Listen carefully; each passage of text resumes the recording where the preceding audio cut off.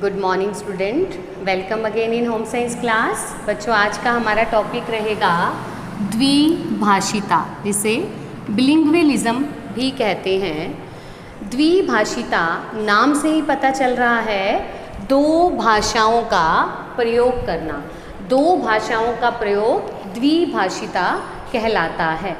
ये मात्र जो है बोलने और लिखने की बात नहीं है कि व्यक्ति को बोलना और लिखना आना चाहिए, बल्कि उसे दूसरी लैंग्वेज, जो दूसरी भाषा है, उसे समझ भी आनी चाहिए कि दूसरी भाषा के बारे में अगर कोई व्यक्ति बात कर रहा है, दूसरी भाषा में बात कर रहा है, तो उसे प्रॉपर उस भाषा की समझ भी होनी चाहिए। द्विभाषिता जो है यह लगभग सभी बालकों के साथ समस्या रहती है कि दो भाषाओं को एक साथ सीखना उनके लिए बहुत बड़ी मुश्किल हो जाती है, क्योंकि एक ही समय में दो भाषाओं को सीखने का अर्थ है कि डबल मेहनत करनी, उन्हें दो गुनी मेहनत करनी पड़ती है। एक तो शब्द भंडार बढ़ाने के लिए भी उन्हें डबल मेहनत करनी पड़ती है, साथ ही उन्हें व्याकरण संबंधी जो है उन त्रुटियों को दूर करने के लिए भी जो है दो गुनी मेहनत करनी पड़ती है।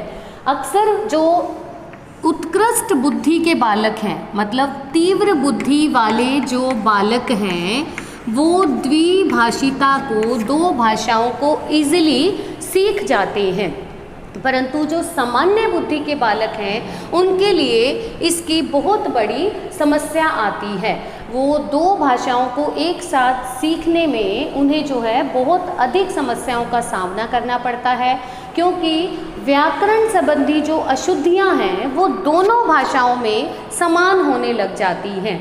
क्योंकि एक ही शब्द को जब दो भाषाओं में अलग अलग बार उन्हें सीखना पड़ता है, एक तो उसके लिए उन्हें डबल मेहनत करनी पड़ी, और व्याकरण संबंधी गलतियां बालक एक भाषा की व्याकरण दूसरी भाषा में उपयोग करने लग जाता है, तो इसके लिए उसे बहुत सारी समस्याओं का भी सामना करना पड़ता है।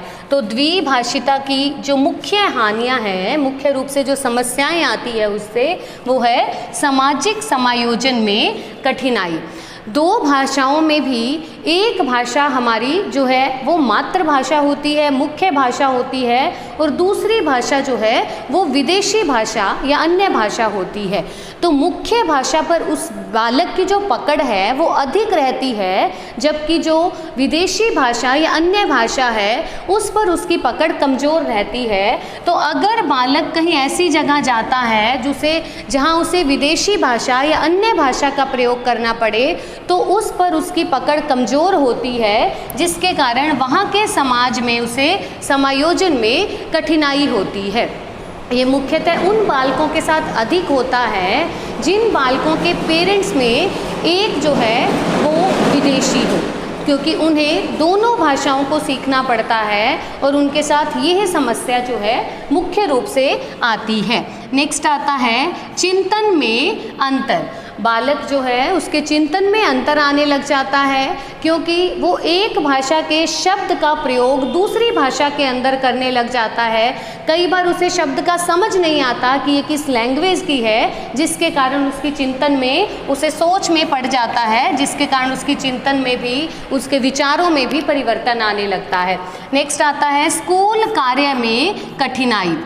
आप लोगों ने भी बच्चों नोट किया होगा कि जब हम किसी दूसरी लैंग्वेज को पढ़ते हैं, जैसे अगर बच्चे हिंदी में पढ़ रहे हैं, जब वो पंजाबी ले लेते हैं, जो थर्ड लैंग्वेज 10th में लेनी पड़ती है, तो पंजाबी लिखते लिखते भी बालक उसमें हिंदी को ऐड कर जाते हैं। तो स्कूल के काम करने में भी उन्हें कठिनाई आती है, क्योंकि वो एक भाषा के अंदर दूसरी भाषा के शब्दों का प्रयोग कर जाते हैं।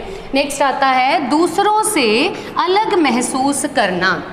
स्कूल के अंदर बालक अगर किसी अन्य भाषा को सीखता है, लेकिन घर में आता है तो वो कोई और लैंग्वेज में बात करते हैं घर के अंदर, तो जिसके कारण वो दूसरों से अपने आप को अलग महसूस करने लग जाता है कि उसे उस लैंग्वेज के बारे में प्रॉपर तरीके से ज्ञान नहीं है। नेक्स्ट आता है सामाजिक बर्ताव में भेदभाव।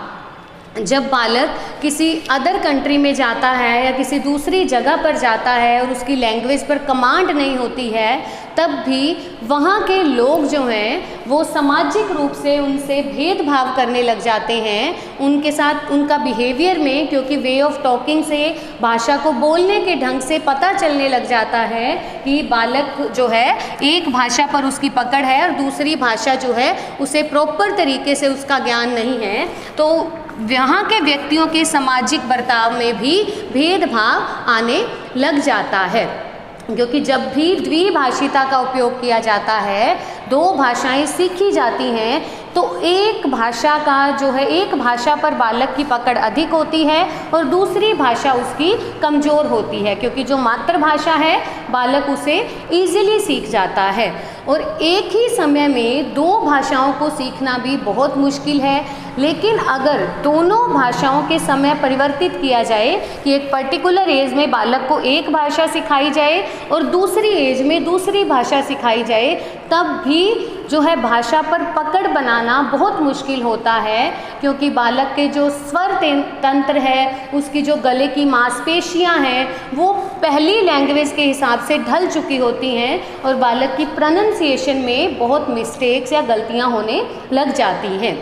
तो इसे कहते हैं द्विभाषिता, मतलब दो भाषाओं का एक साथ प्रयोग करना, जिसके कारण उस बालक को जो है सामाजिक समायोजन में मुख्य रूप से कठिनाइयाँ आती हैं, ये उसे मुख्य रूप से हानियाँ, जो मुश्किलें हैं, उनका सामना करना पड़ता है। तो नेक्स्ट क्लास में हम नेक्स्ट टॉपिक संज्ञानात्मक विकास शुरू करेंगे। हमारे भाषा का विकास चल रहा था, वाणी विकास का टॉपिक चल रहा था, जो यहाँ पर कंप्लीट हुआ।